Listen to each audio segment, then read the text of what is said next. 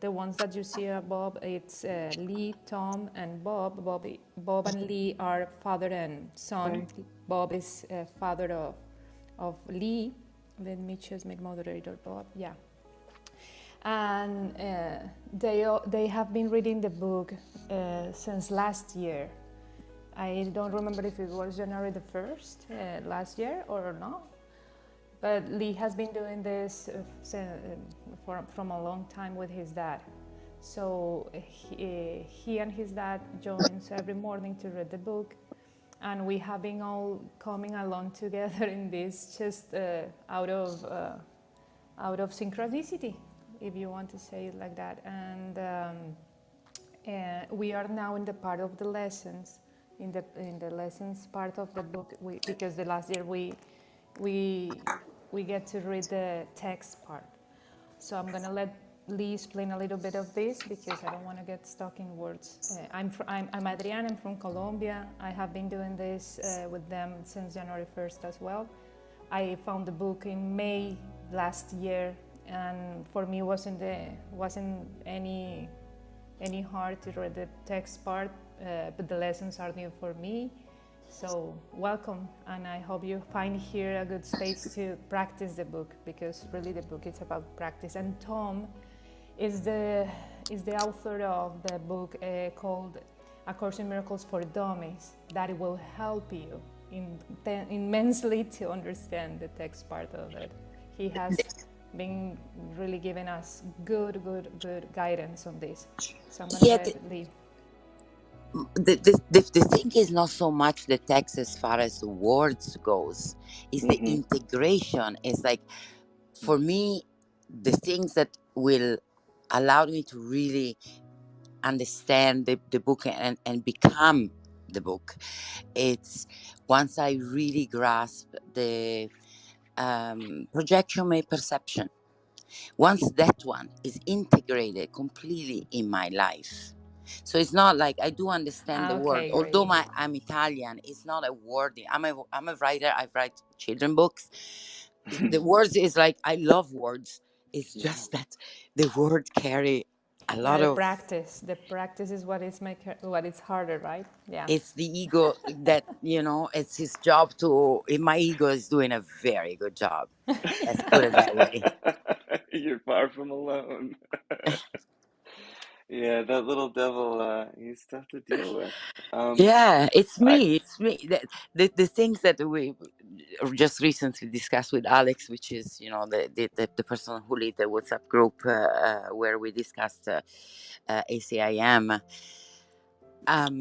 is the fact that love is all encompassing, right? So when love is all encompassing, then ego also is love. So ego is me.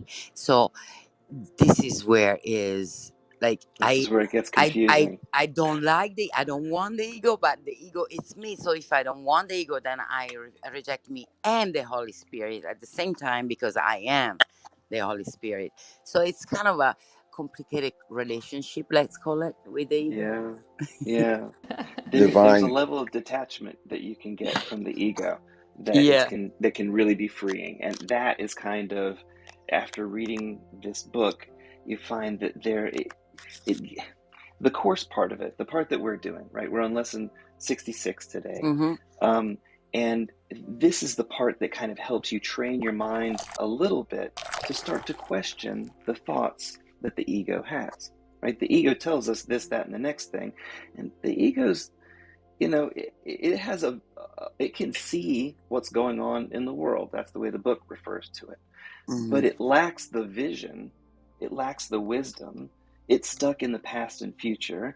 It's stuck in dealing with comparisons and what's going on here and there, and how am I doing compared to this person next door, or how, what did this guy do to me? And it's kind The of stuck in judgment, those right and things. wrong. Sorry Sure. to And so, interrupt. Lee, can you share the sure. screen from the book Yeah, and thank you song, for please? reminding me. Thank you. Sure. So the way the book kind of addresses it is it helps us start to question some of what the ego thinks. And once you start to question that, you start to wonder, okay, who's this thing that's questioning it? And so a metaphor for this might be, somebody who has a chauffeur. Maybe the chauffeur who's driving the car in the front, let's call him the ego, and back in the back seat is the decider. And the ego has to deal with road rage, and it's got to deal with getting places on time, and it's got to deal with the calendar, and it has a lot of thoughts, and it does what it's got to do to run this whole car and make sure we get there on time. But the decider is the one that gets to decide what I'm going to focus on. And the more I read the book, the more I realize that the more I identify with the decider inside of me, the more I can let my ego have whatever identity it needs to have to do whatever it needs to do in the world. I don't have to worry about the stuff the ego has to deal with to a large degree, because I'm getting answers from a higher source. And that's ultimately where we're trying to get to, is to be able to be still in this moment, ask and get an answer that helps you make that next amazing page when you're writing your children's book. It's that, that inspiration that flows through ourselves, through synchronicity, through others, and it's being able to tap into that so that we can get in the flow with God. And it's literally that way for me. I'm creative in a different way. I make web pages. I've been making web pages for almost 30 years now. Oh my God, this November, I will have my anniversary. I made my first web page over Thanksgiving break in 1992. Anyway, today I'm going to read from lesson 66. So I'm going to get into what we usually do, and I appreciate that you're here, Divine, and thank you for sharing some of your story this morning. It's real helpful to kind of see how people find the book. We all found it in different ways. I found it through reading other people's books, Marianne Williamson. I found it at a church, and over I found it until I finally paid attention and started reading it. And then life began to get a little bit better there. Over the years, it's certainly become a lot clearer when my ego's talking and when it's the truth and when it's not the truth. So today, lesson 66, my happiness and my function are one.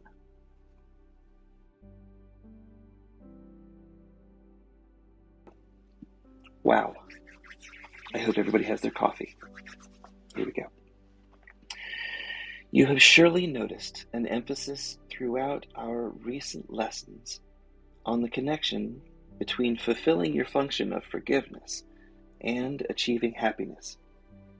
I forgot one more thing.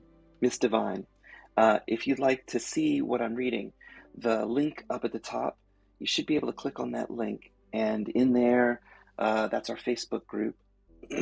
Adriana could put up another link that you can get to and not have to be in a Facebook group. I must confess that I am so lost with this new Oh, tour. yeah? I just touched something and now I see update on Ukraine development. Let me help. Luckily, I didn't I lost get you. that. There's been a couple of different updates. So down at the bottom, you can get back into our room where you see our faces again. Top the bottom, like, yes. Okay. Hallway. Course in Miracle. Right. Yeah. Yes? You're coming closer. Okay. What do I do from here? When you're in the hallway, hopefully down at the bottom, it looks a little bit white. Let me go back out to the hallway. So you should see my face and a little peace sign. If you click the little white area right in the middle of the bottom, then that should bring you into our room, back into our room. Okay. I see in the bottom there is Daria. I don't know who you are, to be honest. Oh, I'm the lovely. Adriana is the one next to me. Tom's up here too. Okay, I see Adriana. I see you're Bob. No.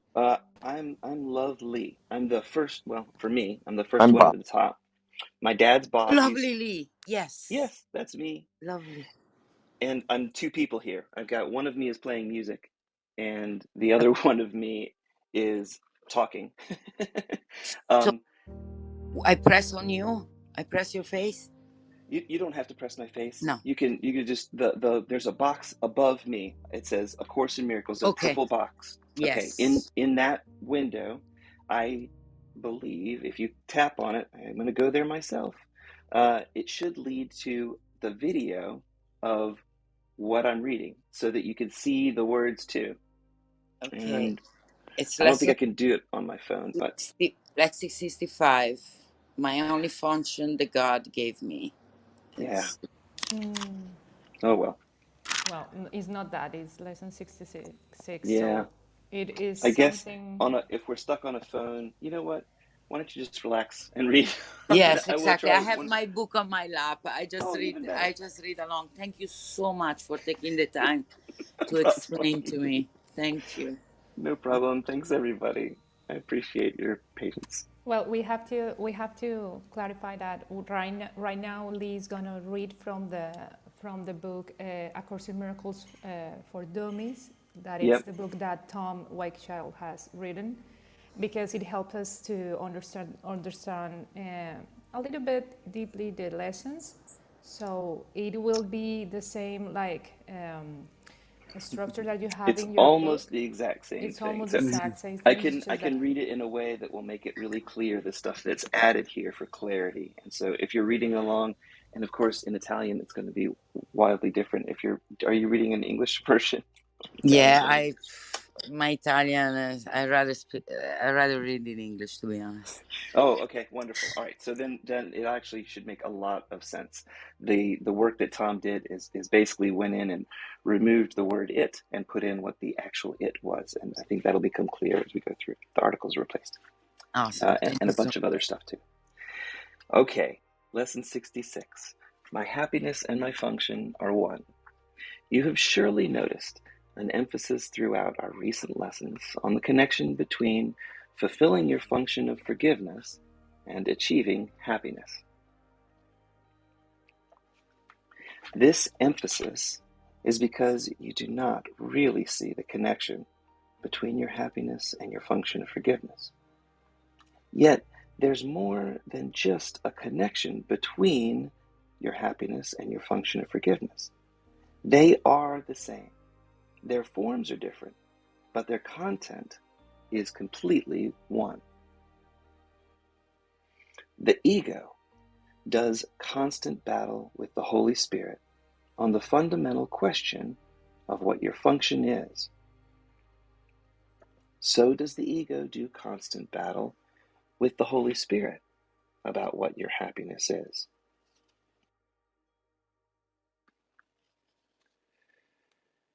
It is not a two-way battle. Oh my God, this is exactly what you're talking about too, Divine Adriana Divine. Doesn't always is. It really is. If you were here the number of days that this happened, you would know that synchronicity is just comes here almost every day. It's fantastic. Okay. The ego does constant battle with the Holy Spirit on the fundamental question of what your function is. So does the ego do constant battle with the Holy Spirit about what your happiness is. It's not a two-way battle.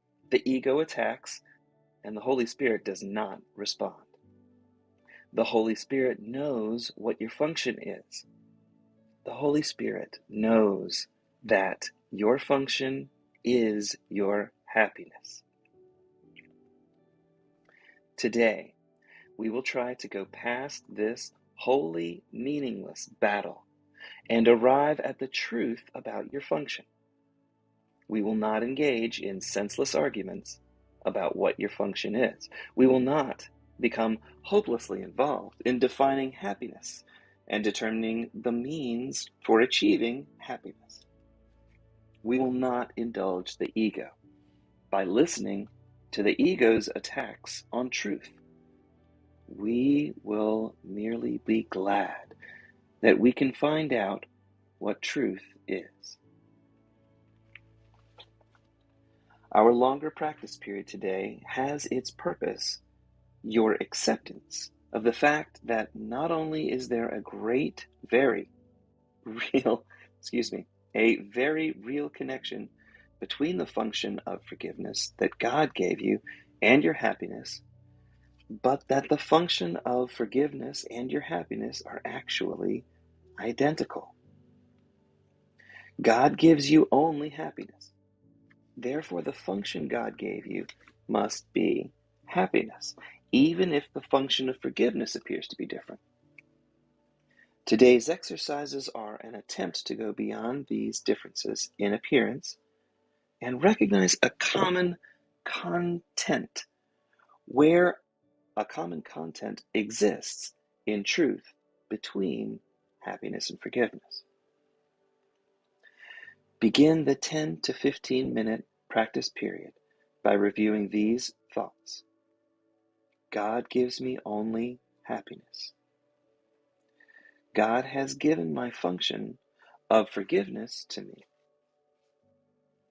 Therefore, my function of forgiveness must be happiness. Try to see the logic in this sequence, even if you do not yet accept the conclusion. It is the first two thoughts that are wrong, so that the conclusion could be false. The first premise is that God gives me only happiness. The second premise is that God has given my function to me. So let us then think about these two premises for a while as we're practicing. The first premise is that God gives you only happiness. This could be false, of course, but in order for the first premise, that God gives you only happiness, to be false, it's necessary to define God as something God is not. Love cannot give evil, and what is not happiness is evil. God cannot give what God does not have, and God cannot have what God is not. Unless God gives you only happiness, he must be evil.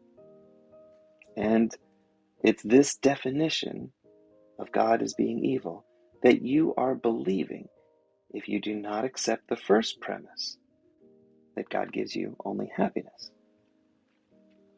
The second premise is that God has given you your function. We have seen that there are only two parts of the split mind, your split mind. One part of your mind is ruled by the ego and is made up of illusions. The other part of your mind is home of the Holy Spirit, where the truth abides.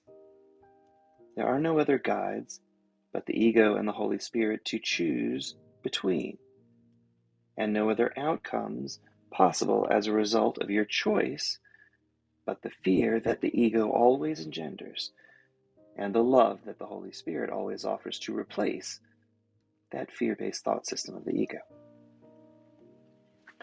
It must be that your function is established by God through his voice, which is the Holy Spirit, or your function is made by the ego, which you have made to replace the Holy Spirit. Which is true? Unless God gave your function to you, your function must be the gift of the ego. Does the ego really have gifts to give? Being an illusion and offering only the illusion of gifts. Think about this during the longer practice period today. Can an illusionary ego offer anything except illusionary gifts? Think also about the many forms the illusion of your function has taken in your mind, and the many ways in which you tried to find salvation under ego's guidance. Did you find salvation or lasting happiness? Were you happy? Did your ego's plan for salvation and happiness bring you peace? We need great honesty today. Remember the outcomes fairly, and consider also whether it was ever reasonable to expect happiness from anything the ego ever proposed. Yet the ego is the only alternative to the Holy Spirit's voice. You will listen to the madness of your ego or hear the truth of the Holy Spirit. Try to make this choice between the egoic madness and the truth of the Holy Spirit as you think about the premises on which our conclusion rests. We can share in this conclusion, but in no other. The conclusion is that my function must be happiness. For God himself shares your function of happiness with us. Today's idea is another giant stride in the perception of the same as the same, and the different as different. On the side of the fear-based thought system of the ego stand all illusions. All truth stands on the other side with the Holy Spirit. Let us try today to realize that only the truth of the voice for God is true. In the shorter practice periods, which would be most helpful today if undertaken twice an hour, this form of the application is suggested. My happiness and function are one, because God has given me both. It will not take more than a minute, and probably less, to repeat these words, that my happiness and my function are the same, slowly, and think about them a little while you say them. And that is the end of the reading. I've got some notes to read, then I'm going to lead us through our little practice session, and we will have gotten one of these practice sessions under your belt. So if you've got a tool for reminding yourself, set it up for a 30-minute reminder. And my happiness and my function are one. This lesson 66 makes a distinction between content and form. I'd like to go over why ACIM wants you to become aware of the difference. Just thought of something. Let me just check one thing real quick. I'll be right with you guys.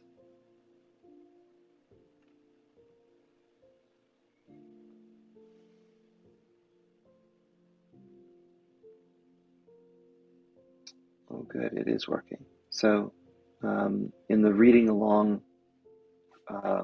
realm, I guess there's one other, a little bit more bulletproof way that I can push this out to the public. And so I'm going to swap out the link at the top, Adriana, for the YouTube video, because that's live and current and is a little bit better even than the Facebook one.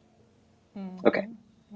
Just make sure that if somebody clicks on this and you will have to, I mean, it's just that if they go to the live streaming right now, they will have a secondary it should audio. start muted. It should start muted. That's the default. So unless you change it in the settings somewhere, I think it's by default that way.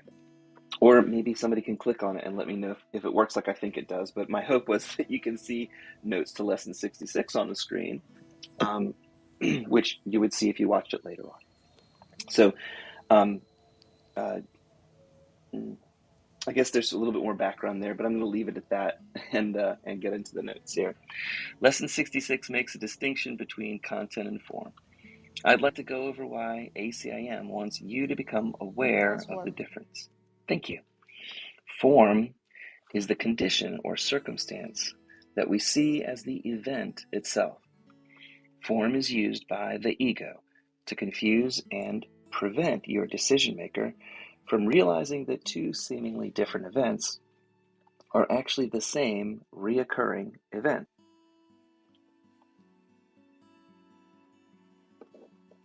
Because the specific conditions or people involved have changed, we don't associate the two events to actually contain the same content. They appear to be unrelated, and therefore you do not associate these apparent unrelated forms as the same events, yet they share the same cause. Oh my God, Adriana, this is the revelation that you were telling me this morning. I have a great example for this. Exactly. Okay, for example, your ego can blame Mary instead of John for failing to meet your needs, while the real cause of the problem is your ego's belief that you're not worthy to be loved. Since the characters and conditions appear to be different, you confuse the cause to be Mary or John instead of being within your own mind and its fear-based thought system. Content has to do with the underlying purpose or thought that created the form in the first place. This is why the event occurs. Is the purpose seen through the eyes of love or fear? The content or purpose that you assign to the form is always from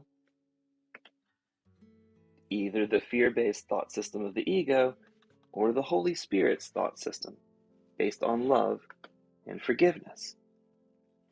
The content either witnesses to the truth or the false. Physical appearances are designed to obscure or confuse your decision maker's ability to distinguish between form and content. It tries to transform a black and white situation into numerous shades of gray.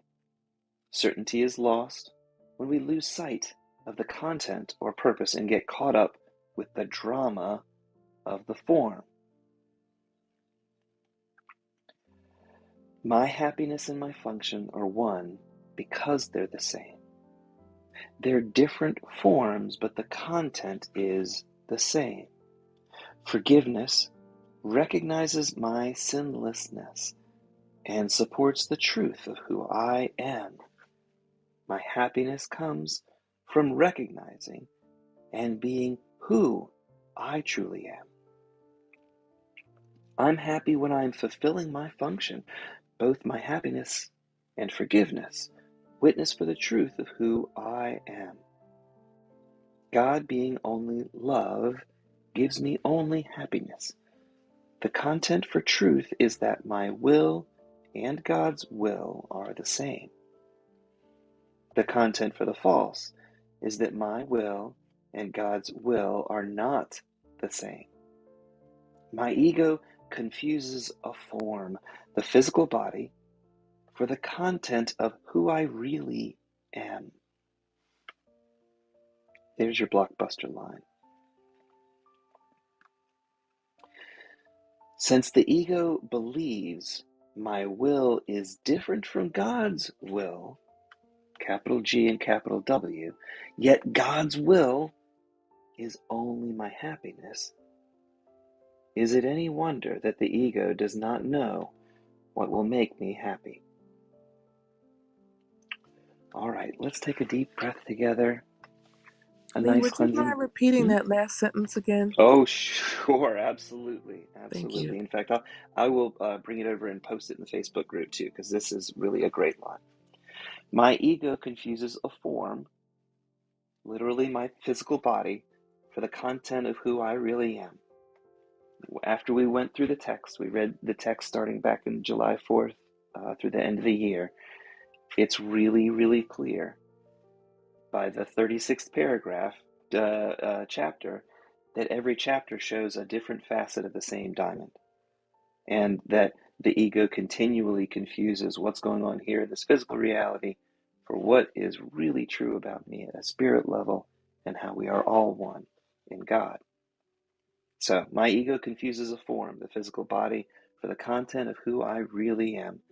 Since my ego believes my will is different from God's will, yet God's will is only my happiness, is it any wonder that the ego doesn't know what will make me happy? And then Tom's question is, God's will is for you to be happy. Would God have created a sinner, or would God have created you perfect, whole, and complete? And if we believe that God is only love, what other conclusion could we have? I just want to add something that could be helpful. Sure. Because God's will, it's our happiness, always. And that is why your only function, the one that God gave you, is forgiveness. It is important that you remember where we are coming from in order for you to realize how to apply the concept of God's will, because one is the function God gave us, and it's related to God's will on happiness.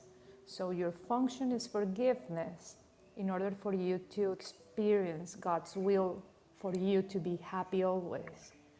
So it's very powerful, that part of my ego confuses for form, the physical body for the content of who I really am, because that really engage these two concepts. One is the function you have, and the other one is the will of God. So God gave you the function of forgiveness in order for you to experience His will.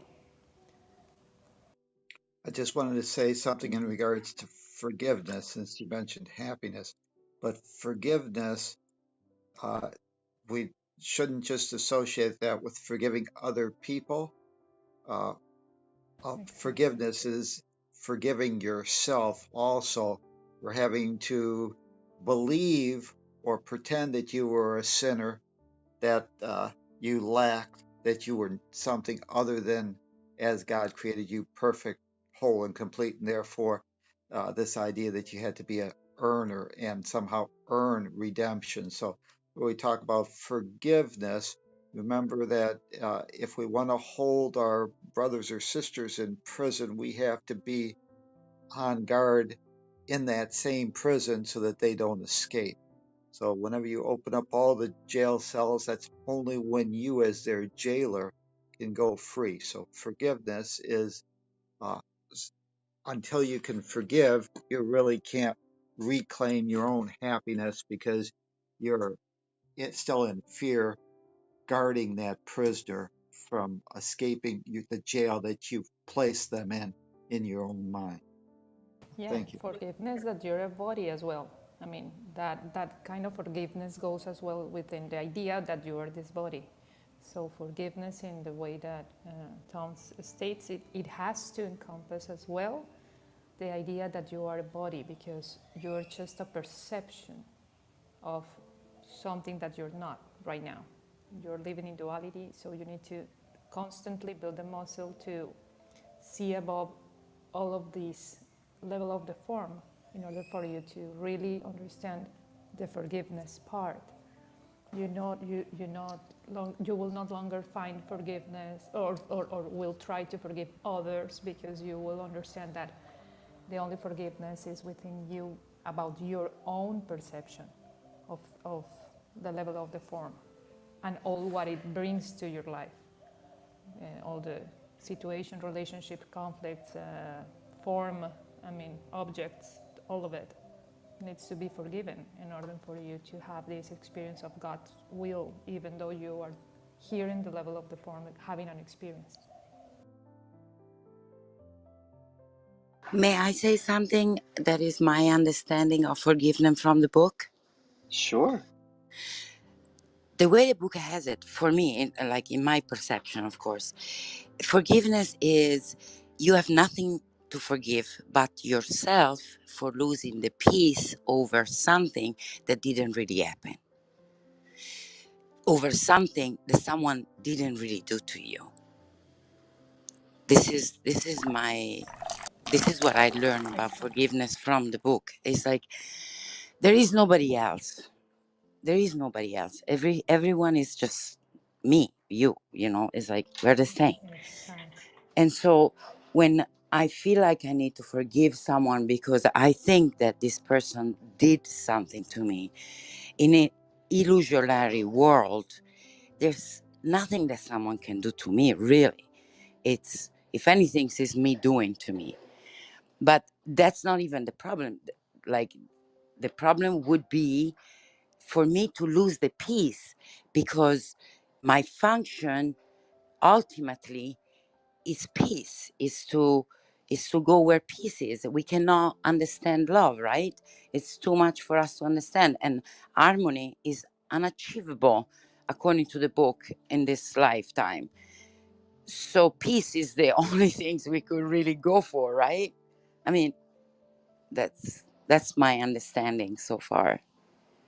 So it's losing the peace is the only things that really needs forgiveness. That's definitely a big pointer. If you've lost your peace, that should be a red flag that you're not on the right track. We can give you a couple of more facets of the diamond. From my perspective, might be that not only is that a pointer, that is indicative of when I need to go back and figure out what did I do that led to losing the peace. Because frequently I can blame somebody else for losing my peace, but that Yes. disempowers me, right? And it Yes. makes me the victim. And so my more powerful position is, how quickly can I get back to peace, and how can I let peace lead me back to the solution so that I don't lose my peace 10 minutes down the road when that happens. And that preparation is coming back to this present moment. At least that's been my practice. I'm sure it can get deeper, but that does bring me back to peace. Sometimes it leads me away from uh, crazy amounts of joy, although I don't try and slow those down. But it definitely can lead me back from a confusing situation that's quickly stealing my peace and leading me down the road towards the misery where I spent a lot of my time in my ego, where I worried about how am I going to pay next month's rent. And not that I don't have that worry pop up once in a while, but I got April covered. So today I'm okay. And I can focus on some of the longer term goals. And so one of the things that Tom actually, in a really practical way, and I really think the practical nature of this course is something that's incredibly helpful.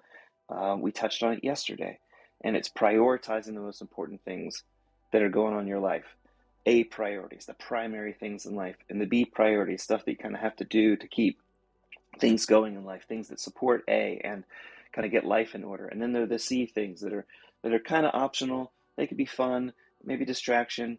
And then there's these the any other kind of priorities that would go like D and below are other people's priorities that really don't contribute to us at all. And if we can organize ourselves just with A, B, and C priorities, it makes it really easy to realign our actions with what our underlying goals are. But without me sitting down and kind of writing it out, I can't keep it straight in my head. so that's what helped brought clarity to me. And maybe you could just, if that sounds good, give me how that feels, and anybody else who wants to contribute too. And then I'll bring us back and we can do our meditation. Yeah, I would just like to add here that the what Divine said it is correct. However, it's kind of like we see this thing in the future, this happiness that we want or the peace that we want, but we also need to know what to do today so that, quote, the future is reached. And the future that we're hoping for, this peace and happiness, that we can reach it. So it's kind of like this book is the bridge. This book gives us the way to get from where we are. We might be full of peace and happiness and everything's okay, and then something comes into our awareness and messes all that up. What do you do at that point? It's not a toggle switch. A toggle is either on or off. It's more of a rheostat, which is I want to be more on than I'm off. And yeah, I'd like to be able to go all the way on to happiness and peace, but I may have to do a few things to get there. But all of those things that I would have to do are explained in these lessons. Those things are how we get to where we want to be. So the text explains what is and what isn't.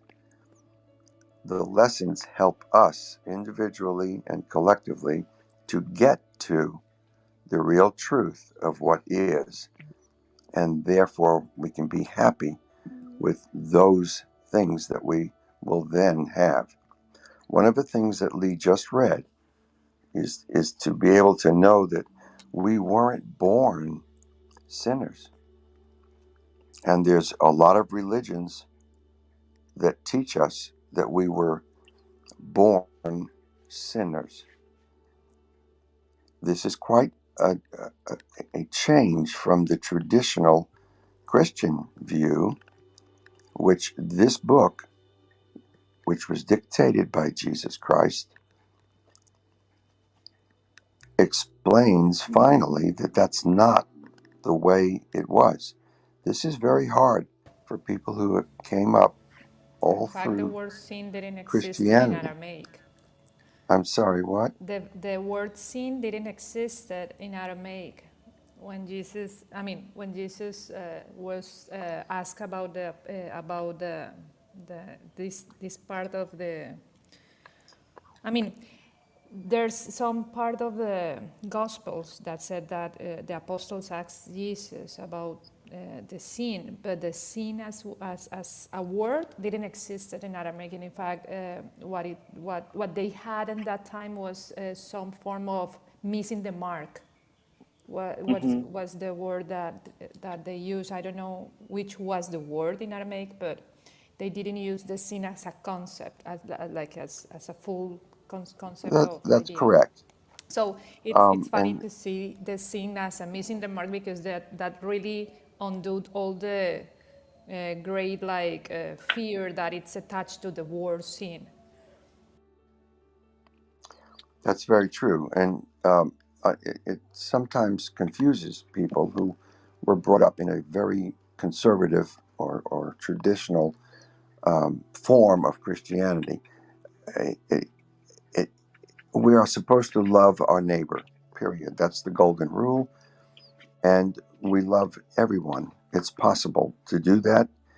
But again, that's what the bridge is for. How do I get from where I am to where I want to be, which is the peace and happiness that the text, if we just read the text, it doesn't get us across the bridge. The idea of which is the workbook for students, this is what we do from day to day to get over the bridge to the other side so that we can be peaceful and we can be happy. Can we be happy all the time? Yes. We have to walk, do the steps that get us across the bridge. And that's what we're doing today. And I think today's lesson readings was very good to help us get there. Thanks. I don't know if Bob mentioned traditional religion, but I was brought up and raised a Catholic, and I had a very hard time. And the Course in Miracles in this lesson points out the inconsistency. Uh, as being raised, I had a hard time reconciling that God could be a only loving God or a loving God when everything that I read in and what the church was basically teaching, they were paying lip service to the idea that God was only love, but it didn't make any sense because he was constantly judging. Certainly, you look at the Yeah, look what he did to his Adam and son. Eve story, and if you want, and God, they said God was all knowing, all present, all every, all these things. He should have known that Adam and Eve were going to fall because he was all knowing. And if he was all knowing and all powerful, then obviously he didn't give me, because I transferred it over to me, enough resources or enough knowledge or information so that I wouldn't make a wrong choice. And what they're saying in this lesson right here is God didn't see us as sinners because we couldn't sin, and that it's our misperception, it's our misunderstanding. The Course in Miracles, and I was in a real good place before I came across the Course in Miracles, but it was through revelation, not through understanding, intellectually understanding. It had revelation that would indicate that God was only love. But logically, when I looked at this world, and I saw the world of seeming hate and fear, I couldn't reconcile that with an all powerful, all knowing God. I'd have to reconcile it with a God of punishment. But the Course in Miracles said God didn't create this world, we did.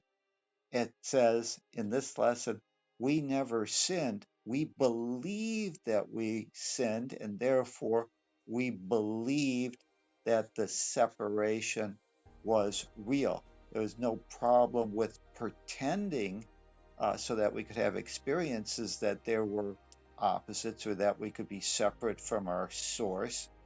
But that pretense uh, was only a problem whenever we forgot to laugh and made it real within our own mind.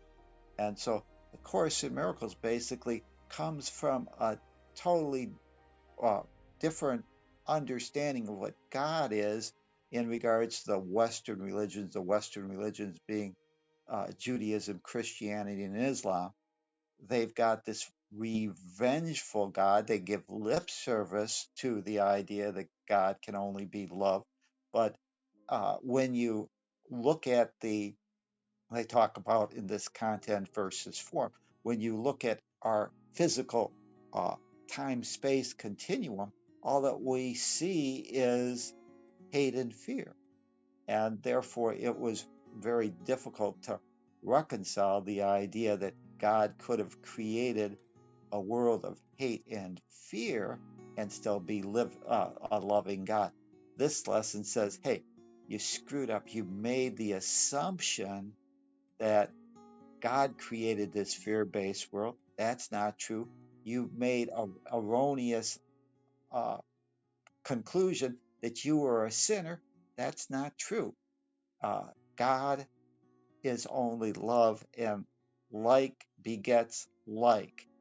Therefore, he had to create us part of that oneness of all that is, and it's only our belief. And so that means that change our belief about ourselves, and now the idea that God can be only unconditional love becomes a possibility because now we've corrected the basic flaws in our fear based thought system, which assumes that we're sinners, that somehow we lack, and that we have to earn redemption. God sees us and knows us as perfect, whole, and complete. He doesn't judge us because we've never done anything wrong. We're just like that boy pretending that he's a dog. And what the Holy Spirit is designed to do is to reawaken in our own mind the understanding that we're not the dog. We're a spiritual essence as God created us, pretending we're playing the role of dog. And we just have to remember that and reclaim our spiritual DNA, the truth of what we really are. Thank you. Thank you. Um, my understanding of the book, it's like everything you said, and bottom line is the relinquishment of judgment. It's like there is no sin because only sin can exist if you judge. But the moment in which you stand in your truth, there is no judgment, Yes, indeed. really. Yeah, and that ego's a judging machine. You're absolutely right. It's kind Can of, I contribute to this? yeah. Yeah, cool. Thanks. I'm really enjoying Divine's perspective on this, and I'm recognizing two interesting things going on here. Because it sounds to me that Divine is understanding the text, and that's what happened to me the first time I read it. I understood it. I had prior spiritual practice, and I had Oh, done great. I love work. this. Yeah, and I recognize the truth of it. And then what Bob is saying is that if you don't have that recognition of the truth of it when you read the text, then the course will guide you there. And that's fascinating, and that's probably why I found the course a little frustrating when I first started it, because I felt like I was going backwards. I was like, I know this. Why am I doing this? I know this. But I was thinking yesterday after our meeting in the morning about the discussion of the 12 steps, and then saying that this is a practical this is a practical course, because I was like, I didn't understand that, because I've done the 12 steps, and but or I do them, but the I couldn't, because I was like, because you're like, I know the 12 steps are like a practical program for recovery, but I was like, this isn't practical, but now I get it. But Yes, yes. the It's thing not is, practical if you're in elementary school, but when you get into high school, all of a sudden it becomes practical. yeah, but the thing is, if you have that, it sounds to me like, uh, because, okay, so this is what I was thinking, because there's a tradition, non-dual Shaiva Tantra, which is part of what I practice elsewhere, has a doctrine of recognition, right? So everything is Shiva. So in this, we have this Christian God, Christ, everything is God, everything is consciousness. Um, there's nothing wrong with anything that exists already. It all is. It's all a manifestation, sort of like an action movie where there's a, or there's a, like a criminal of some kind, or some, a villain, or a dream, which has good parts and bad parts. Like everything is neutrally consciousness, and the whole point is just to have that recognition.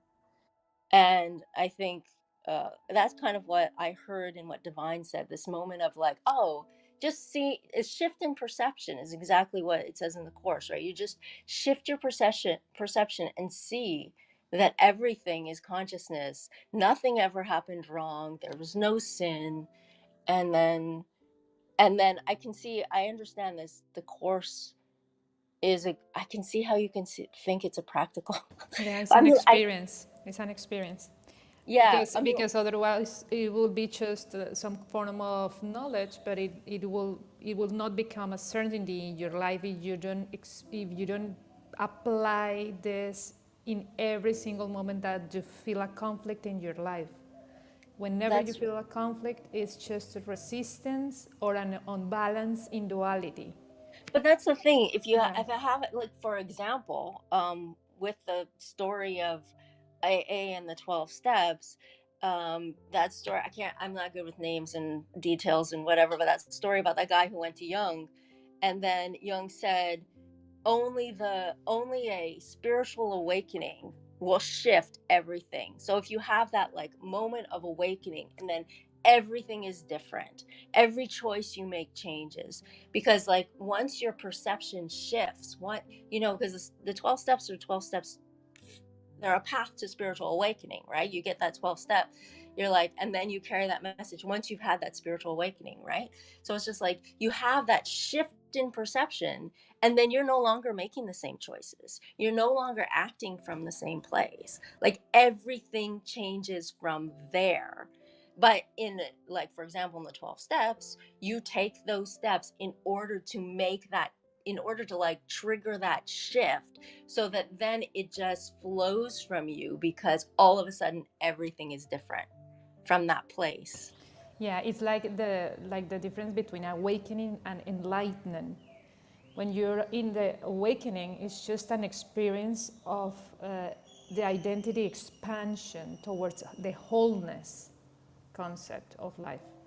But then, when you have that awakening, you get to be enlightened as an ongoing experience of oneness. You need to just like really make that breakthrough in your life in some point of your life to expand your identity, to feel that everything that you see outside is a whole single one thing.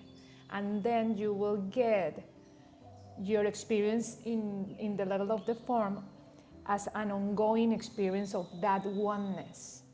So what the book does is like, yeah, it brings that spark within your mind that is like unlocking the door, because your mind is really like the keys of the door of the heart. So your mind can close the door. Within the heart, it's only love.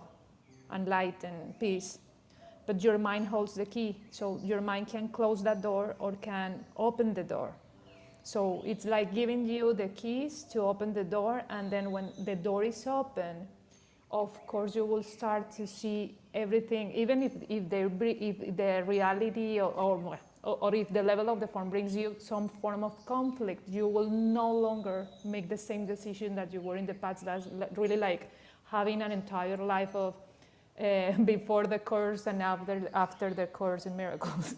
Because then you will be in an ongoing experience of oneness, and that's being enlightened. Therefore you will experience the undoing of every single belief system that you had within you through those experiences and the persons and the interactions that you had in your life, because now you're recognizing that everything is within you. So there's a couple of main paths that the 12 steps talks about in terms of this spiritual awakening. They talk about it in terms of the educational variety and the revolutionary spiritual enlightenment kind of variety, which changes everything, like what you're talking about. And I started working on the 12 steps when I was 13, and absolutely had the educational variety. It was a long, slow kind of process for me. And I marvel when I see people that have the spiritual, blinding, brilliant kind of thing that my dad had. It's I don't know. Can my ego be jealous of something like that? I don't know what it is or how it is, but it seems a lot easier But when you that's get it. again not recognizing that you are your dad. I mean, the same Just kind pray of, for it, Lee. It'll yeah. show up. Well, it's shown up. It's It's shown up. it has True. always been there. It's just that your ego keeps telling you that you're not. No, well, 35 years of work have brought me a lot of clarity into it, and the last 12 months have been like a lightning speed, even more forward. But I could feel that almost every year. Every year I learn new stuff. So it's been the educational variety, and then every once in a while I'll read a book like Deepak Chopra's The Third Jesus about 15 years ago was a jump for me, and all of a sudden I realized how he could be a regular person, and then I could see him as my brother, and that was one of the big things that helped usher this text up a path that was a lot clearer than the one that I'd been wandering around looking for. So we talk a lot about, there's a lot of paths That's up a the great book, Lee. Love that book. I do too. It was I was looking at it on the shelf the other day thinking I should grab that book, and I wish I had. So We have Divine and Andy with the open mic, so I'm gonna give room for Andy, yes, and then Divine, well, or Ariana. I love your name because it's quite similar to mine. Okay. Oh, yeah. I'm thinking about this. Hi, everybody, by the way. It's been a few days. There was a book, well, many books made by written by Neville Goddard. And I just thought, I was thinking about all of the books that religion follow, the Bible, the Torah, the Quran, and they're all, the reason people will follow them, of course, is because they're full, jam-packed with wisdom. And unfortunately, it became where there was a leader and we had to like worship the leader, like bow down to the leader. And this is sort of, and like realize that we were smaller than the leader and this and that. But Neville Goddard takes like the Bible, for instance, he'll take the Bible apart, but not apart, but I mean, he will interpret the Bible as a psychology book of each person's. It's really, that's cool. yeah, it's all each person's psychology. Yes, it's so cool that, and it gives you so much like understanding of Course in Miracles even. I don't know which one I started reading first because they were sort of simultaneous, but so it was described that sort of, I mean, you guys can't take me verbatim, but like the atonement was the time between that humanity discovered that that It was just a shift in the mind where we realized we weren't, from the conditioned mind into the mind of awareness of who we truly are. There's just many interpretations. I mean, not many interpretations, but he interpreted all kinds of passages from the Bible, and they were all in alignment with the Course in Miracles. Just thought I'd say that because I think that every book that every religion follows actually is a wonderful book, every one of them. And Bhagavad Gita, even, oh my goodness, because I've delved into all of them, and I see them all as psychology, a really deep dive into our own psychology and the madness of the mind, or the brilliant, or just the whole spectrum. So it was really good. I just wanted to say that in light to, I could still read the Bible, I could still read any one of these and still see the truth. Can you put the name of that book in the chat, Andy? Yeah, that would be great, Andy. How about if I just put it on my PTR right now? I take a picture because I've always got it out. You can. Yeah. The chat in the bottom left-hand corner, I now have that incorporated into the video, so I can type it into there too. That's a good way Oh, to share I stuff. didn't know what that was. It's Is funny that because It's a I don't brand new see. feature. Do you see Brand new feature. this feature in your screen, Lee? I don't see the chat. I already enabled it, but I don't see the chat now in my. I don't know if I have an update to download, but I don't You see it. might. The Mexican download seems to be a little behind, and I'm not sure if you actually have a different version or something, but that does No, seem a little bit. I do saw the chat. I was interacting in the Oh, chat in the previous yeah. sessions. It's just that today that tool has been Really? out. It's Yeah, I there don't for see it. me. It's yeah. It's there for me not only in this app, but on my computer I use Club Deck to bring the Well, it's music in. probably So this something other about my app. Don't worry. I just it's wanted there to. too. All right, well, we'll figure it out. That's one of the cool things about this is over the last year we've seen a ton of changes in this, and that's just fascinating to me. But if there's confusion, I can try and help. But yeah, sharing stuff in the back channel is good. We also have a Discord server with a lot of the books that we talk about. And so this might be a whole area. There's a woman named Jessie who's keeping a library in Discord. So I'm doing our best to pull all this together. It's kind of disparate now, but um, I'm going to try and get it all listed out on A Course in Miracles.live. well, if you And PTR, I've got that, you guys, yeah, because I don't know how okay, to do what you're talking about yet. So I okay. thought it'd be faster to just do this. Yeah. All right, let me see. Sure. I see it. It is, and I can type that out. Thank you. I know. Ariana has her mic on, and Jude, I already sent you an invite to come in to speak. You raised your hand, so you need to accept the invitation to hear you up, to bring you up and hear you. So welcome. So, okay, may I speak now? Yeah, Ari, it's your turn. It's divine, but lovely. Sorry. No problem. Lovely. When you asked the question, am I jealous of my father? I just want to share with you, I would like to invite you to, every time you have feedback for someone, every time and I'm sure you know this, it's just that, our ego tends to let us forget stuff. But every time you have feedback for someone, that is feedback to yourself.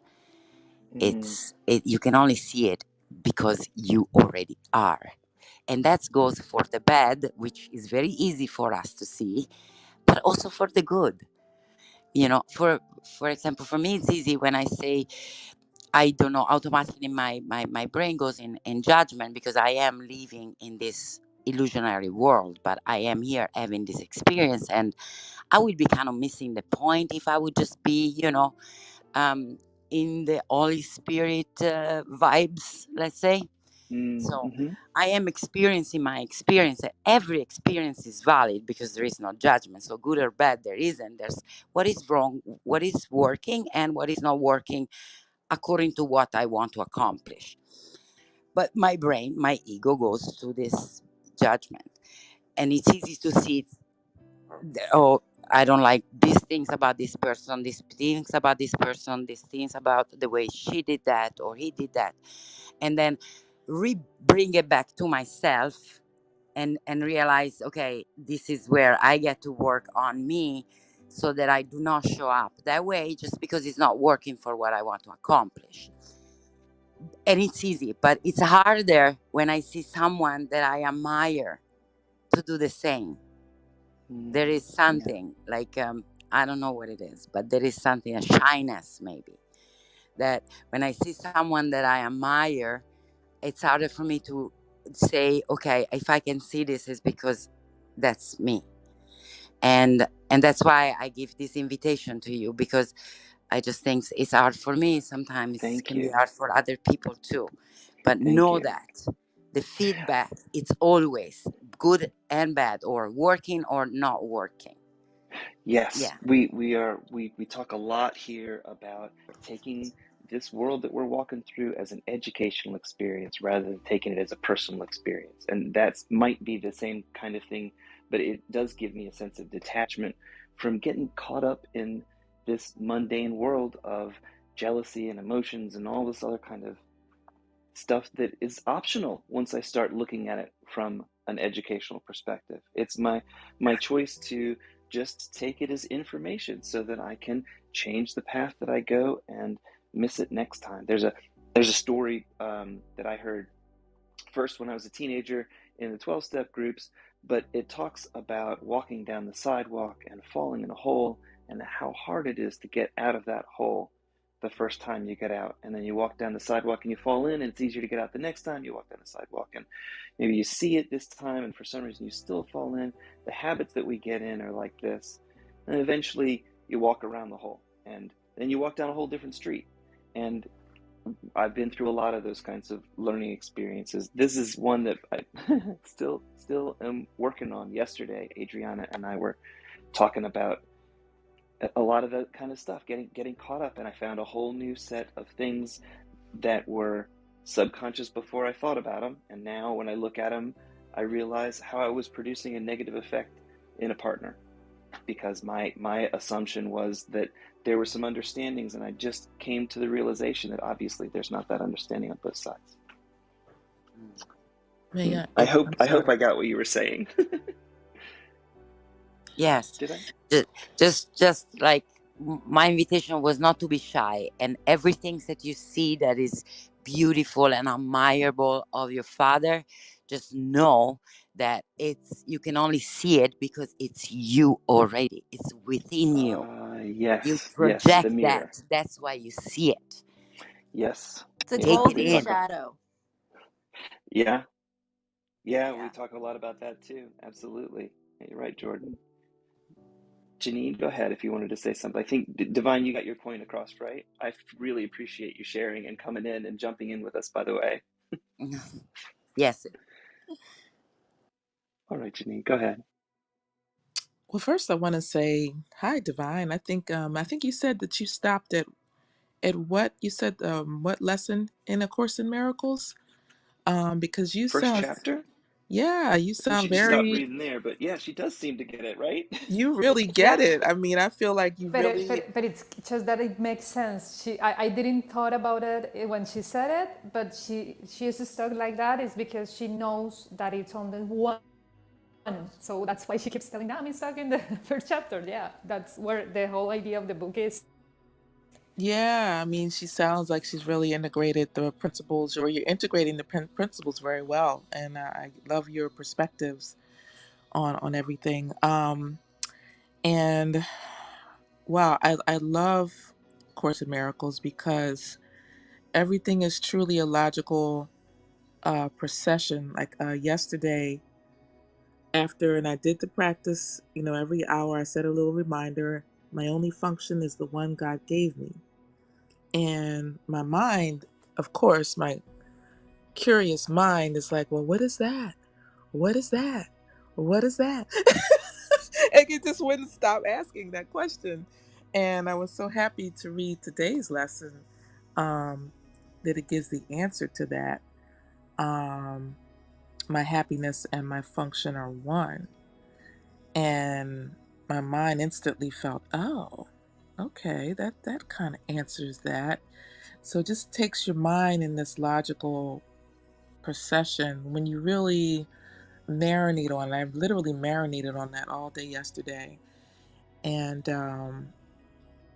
it's just like since I've started all this, and I'm also taking a practitioner course, it's like my mind has been hungry for this. My soul has been hungry for all of this because I've been so much of my life stuck in ego. And now that the ego is just kind of breaking up and falling away and being quiet, and I have this sense of peace much of the time. And so now everything is filling in with things that make sense and things that are so fulfilling, and the just the sense of being able to envelop people with love and just literally seeing through, letting the Holy Spirit operate through me. And it's just such a wonderful, wonderful experience. I almost wear myself out because I'm taking in so much material now and I can't seem to stop myself. Uh, in my practitioner's course, we're studying, it's called, I don't know if anybody's heard of this, Scientific Christian Mental Practice, by Emma Curtis Hopkins, who's a mystic. They call her the teacher of teachers. So I'm taking that in, and it's funny. I'll read a chapter or two, and then I'll want to, I can't say I read a chapter. I'm sorry. I read like a few pages in the chapter, and I'll want to take a nap. And a friend of mine says, well, you know, your spirit is integrating all this, and you're needing to rest. So it's like you're getting downloads. And I feel that. I feel like I'm just getting all these downloads, um, and I get things are just absorbing into me. They're just coming quick, quick, quick. So I really admire those of you who can articulate these experiences, put it into words, because I have trouble putting things into words because it's so experiential. It's such a feeling based experience. For me to label it as, okay, I'm now awakening, or I'm now, this is happening, or that, I'm not able to put it into words yet. I just know what I'm feeling. Um, and I guess that's enough right now. Perhaps when I'm going through a year, I'll be able to start writing maybe and expressing better. But it's just a beautiful experience. And that's all I wanted to share. Thank you. Sounded pretty articulate to me. Sure made sense. No problem. Thanks for sharing it. Yeah, I think um, I think you do well, Janine. I don't think you're crediting yourself enough. Oh, thanks, guys. I Because, appreciate it. well, Thanks, Andy. it is feeling. So we're trying to put the feeling into words, and who can who can do that better but ourselves? Really is what our feeling is, right? I mean, and we may. I don't know. Anyway, I wanted to go back to the Neville Goddard book only because it's like it's a whole thing in one. It explains our error. It explains our uh, and our our truth, and it even goes further, which so does A Course in Miracles. But I mean, like, what's so cool about it is it even goes further into showing you how to intentionally create, rather than creating from a place of unawareness. So once you're aware that you're the creator, you then create whatever you desire, and from a place of awareness, which is really, which is, and A Course in Miracles actually, something about that I said a while back, and I felt it in myself, is because I did do quite a few chapters with, we actually had a group, and I had realized that it was saying the same thing over in many, many, many different ways. Just as a person, each of one of us can say the same thing in many different ways, which actually um, does enlighten us even more, because it shows us that there's just unlimited perspectives and infinite perspectives of something, which shows us that there's only one truth in the end, and that's that everyone has their own perspective. It's sort of like, to me, it's like that. It's like that, but that the truth is really underneath. Once we kind of undo our perspective, or we know that our perspective is just our perspective in our understanding, just our path, our way of understanding, because the way that we process, that's our individuality, is the way we process. Each person processes different because we've all had different experiences, but that each experience is actually also the truth. And so it brings you to nothing is real, really. And everything is one. Everything is real in the sense, too. It can be, in a way, confusing, but I feel that it's just led me to feel more open to, and more insightful, I guess, and how important no one's wrong, no one's wrong and no one's right. I could never be um, I could never be a court juror, because I feel that everybody's innocent, and that's the first thing I would tell everybody is, if you want me on, we'll never come to any agreement unless you say they're innocent, and that's the truth. Nope, they wouldn't like you. They wouldn't pick you. No, they sure wouldn't. Projection make perception. It's that easy. I also wanted to add something else, unless somebody else wants to go next.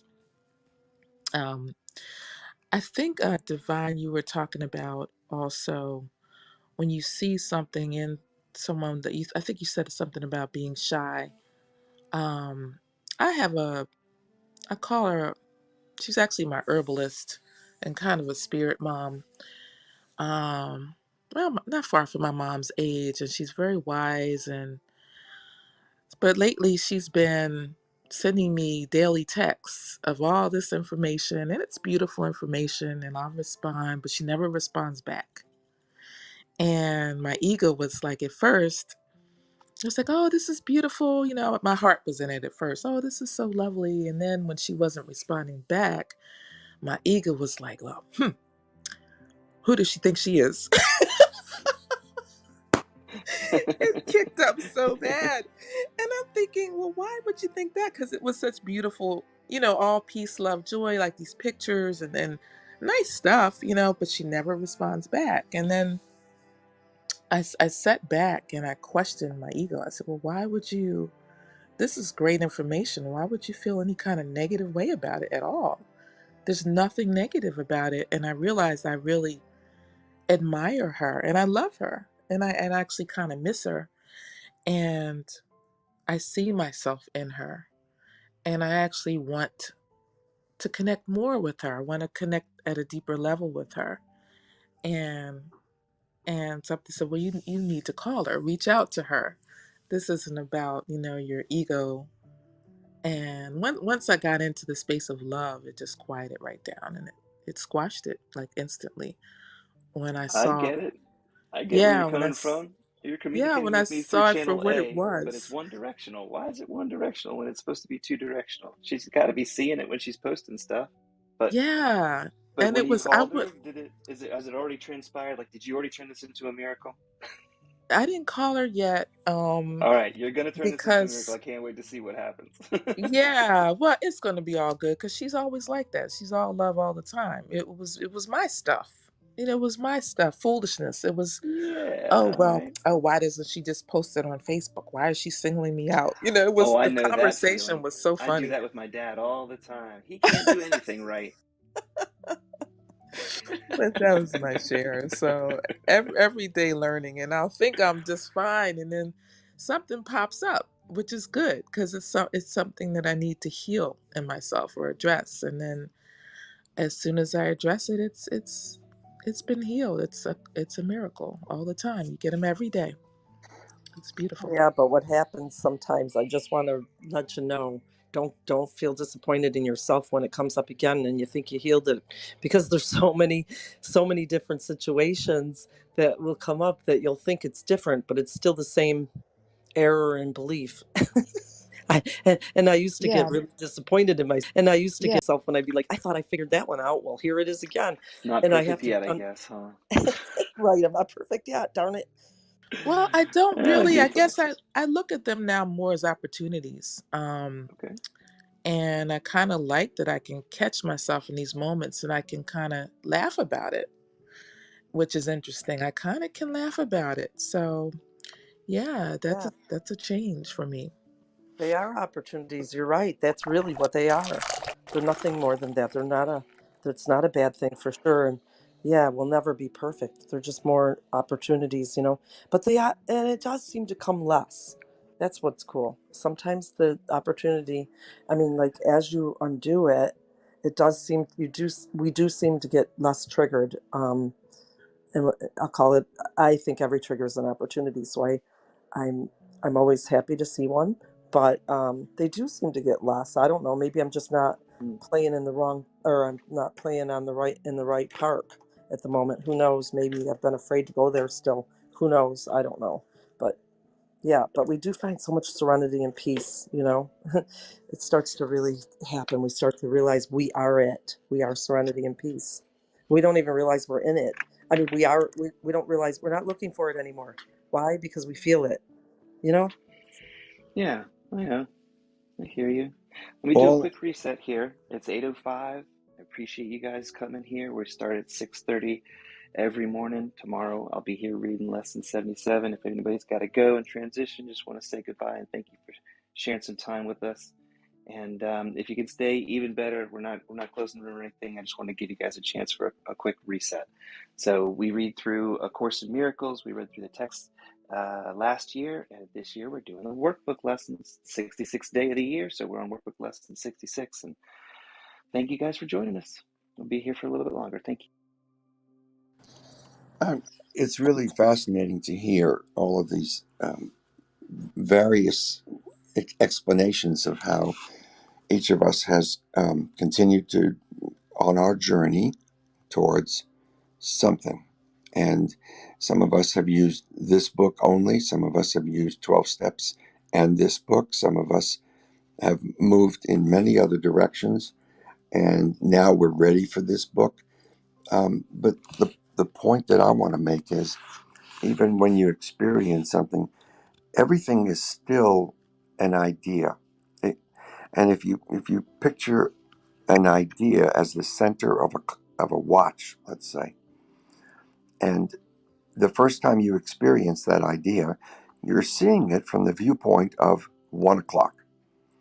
The next time that you experience the same idea, you might be looking at it from the viewpoint of 5 o'clock, and so on.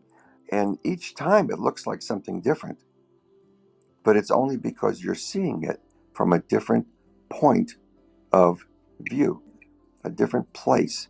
And this is about growing, this is about understanding. If you only lived on an island and nothing else, nobody ever came, nobody ever left, there wouldn't be as many points of view because there wouldn't be as many different clocks and watches and events going on in what we generally call the real world. So we're all coming from all of these different points of view.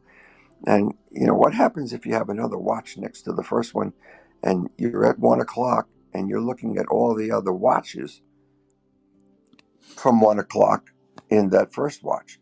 And we can play these games and we can study different ways of looking at reality. And what is reality? Is reality real, or is reality really false, and we don't have the right point of view? And so you got points of view, we have low hanging fruit, we have all these different ways of seeing everything.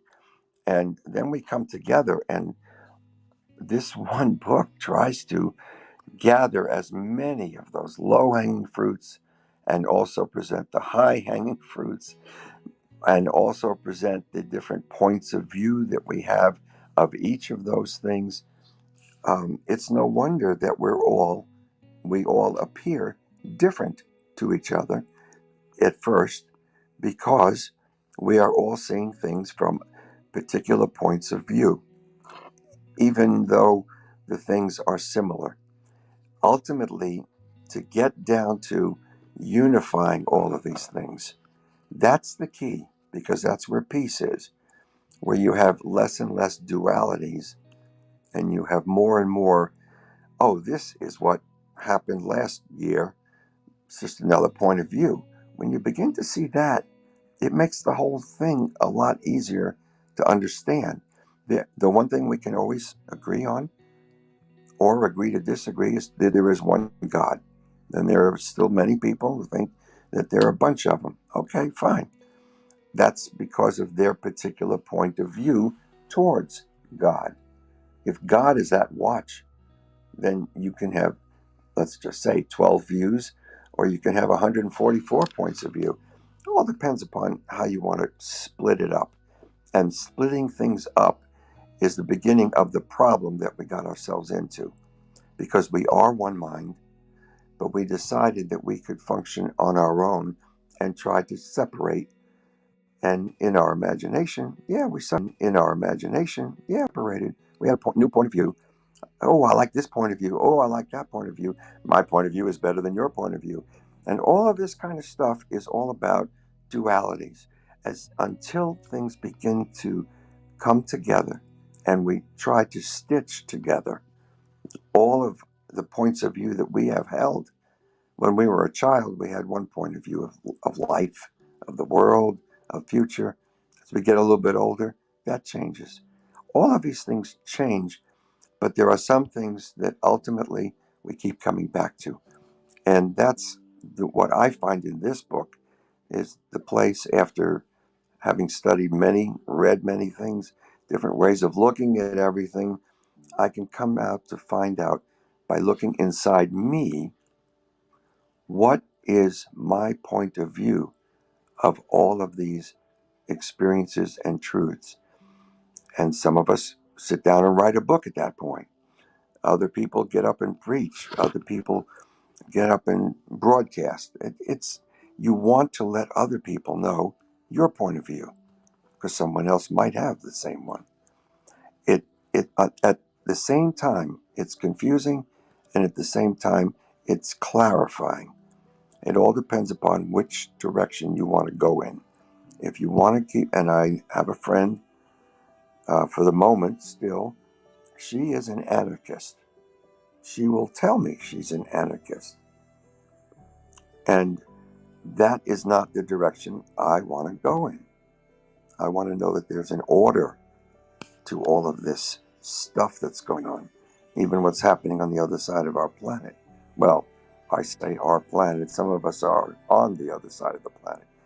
But for the Ukrainians and the Russians and their stuff going on, there's got to be, I think, and I have experienced it enough times, that I can move those thoughts of an all-seeing, all-loving God as the direction that I want to go in.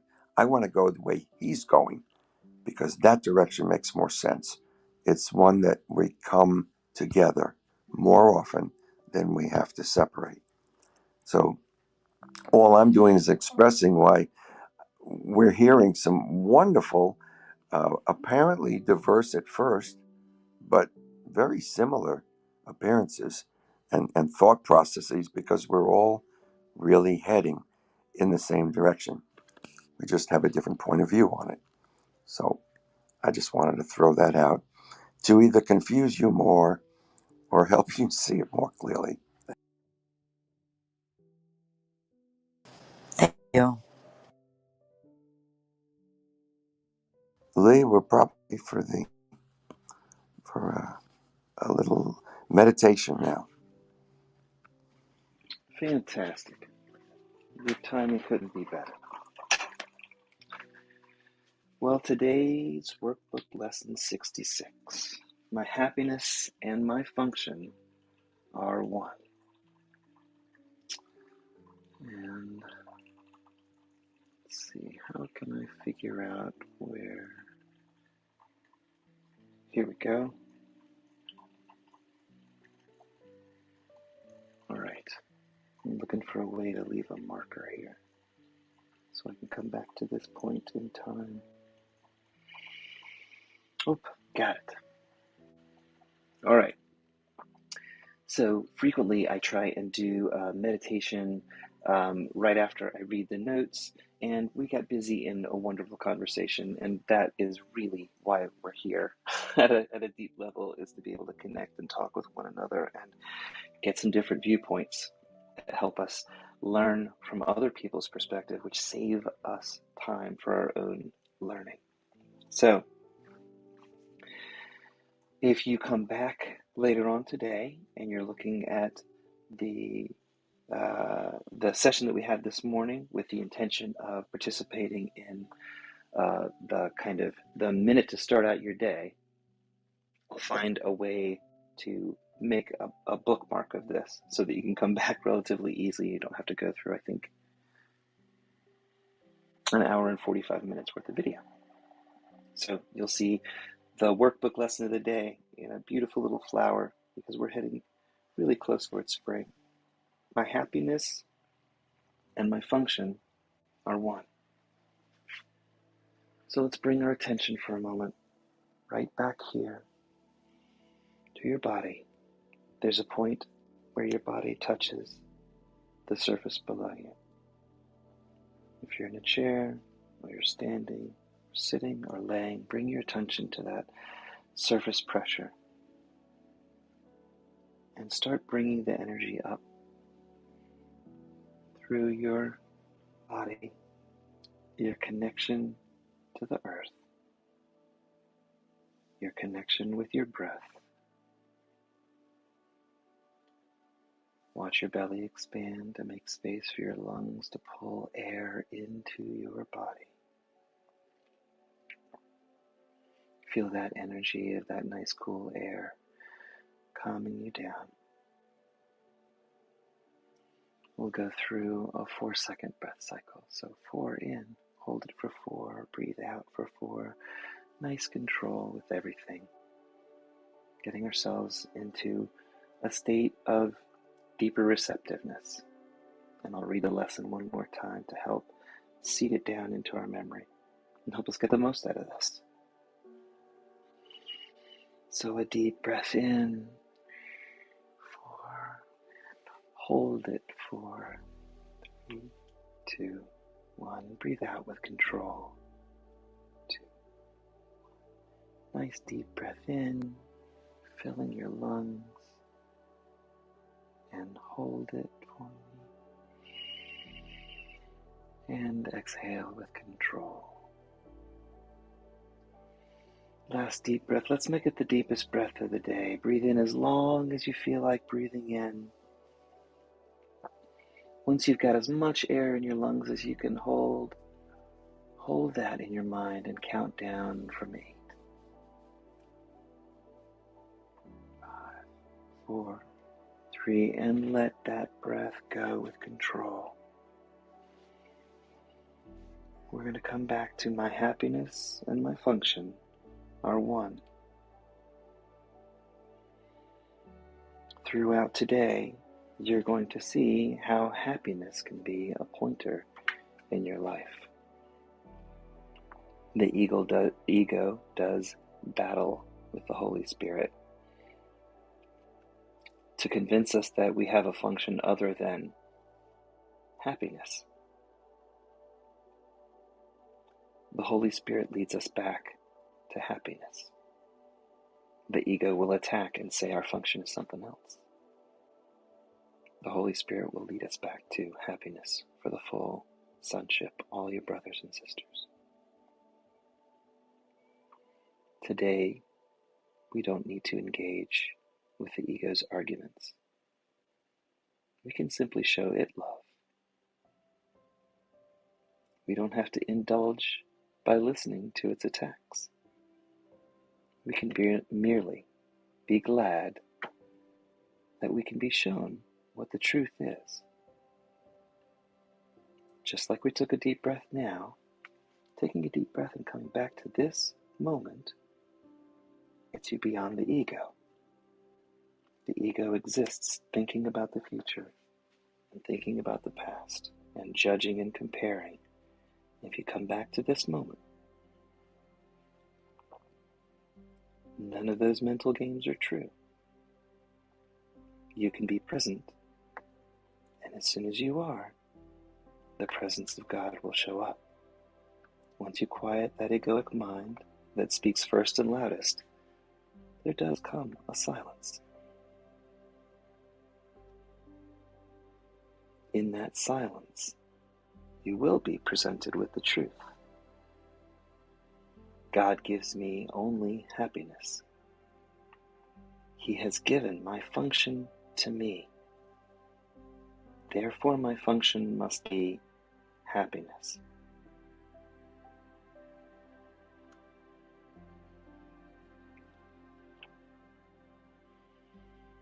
Love cannot give evil, and what is not happiness is evil. God can't give what he doesn't have. He can't have what he is not. Unless God gives you only happiness, he must be evil, and so this is the definition that the ego presents. It's the conclusion of the ego's arguments. A judgmental God sitting up in the sky throwing thunderbolts of lightning down at us. However, the Holy Spirit shows us where truth abides. There are no other guides to choose from but these two. And that leads only a black and white outcome for what the ego presents as a rainbow of arguments. The Holy Spirit always offers love to replace it. The ego presents fear. The Holy Spirit presents love.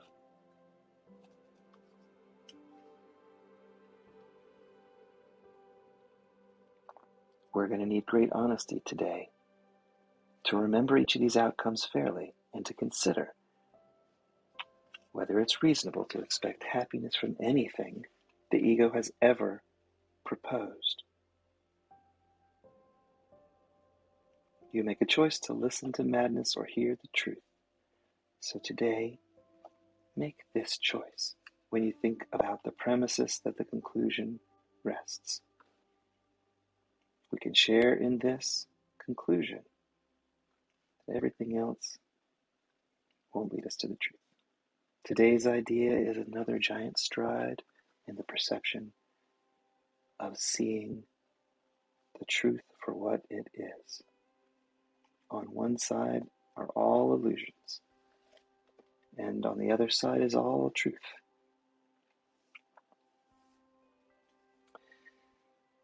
So today we do 30-minute sessions of my happiness and function are one because God has given me both. Give yourself a moment to reflect on those words so that you can hear the deeper answer that starts to come. This is the practice that we will succeed in together to bring peace on earth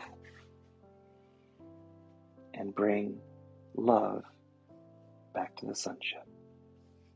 That, my friends, is really the truth. Take some deep breaths. Get ready for a great day. And come back tomorrow. I'll be here. Thank you. Oh, Lee, you're getting better and better. That was just so beautiful. Perfect meditation. Thank you. Thanks, Papa. Happy to do it. Thank you guys for giving me a space to do it. I appreciate it. Thank you, Lee. My pleasure. Lovely. So glad you could join us. Thank you.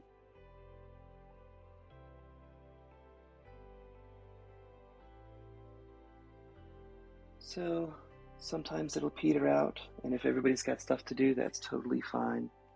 I can hang out here a little bit and let the music play. And there'll be other rooms here.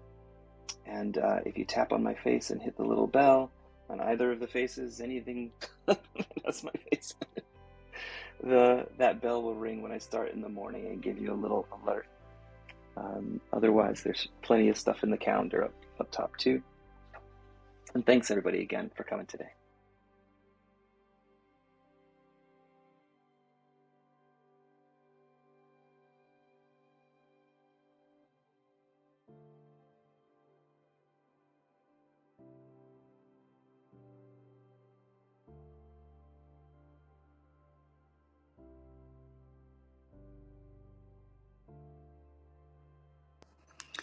I have one final thought that I would like to share.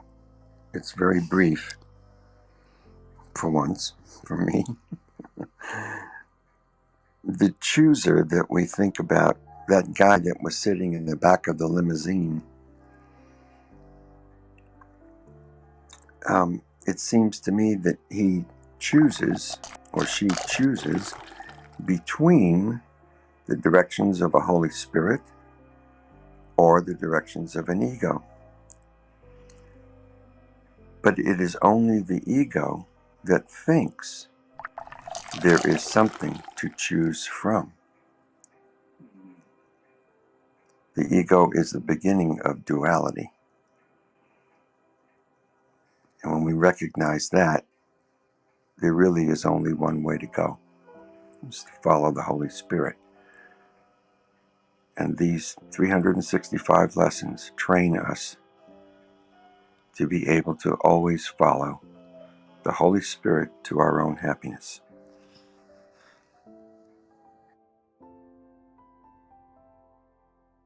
That's deep. That's really deep. I mean, it's like really we have. It's almost. Yeah, I like that. It's like having no choice but to go with the flow and trust. If we're open in our heart and our trust, then it's going to bring us to the best place possible. You know what I mean? Uh, Yeah, I know what you mean.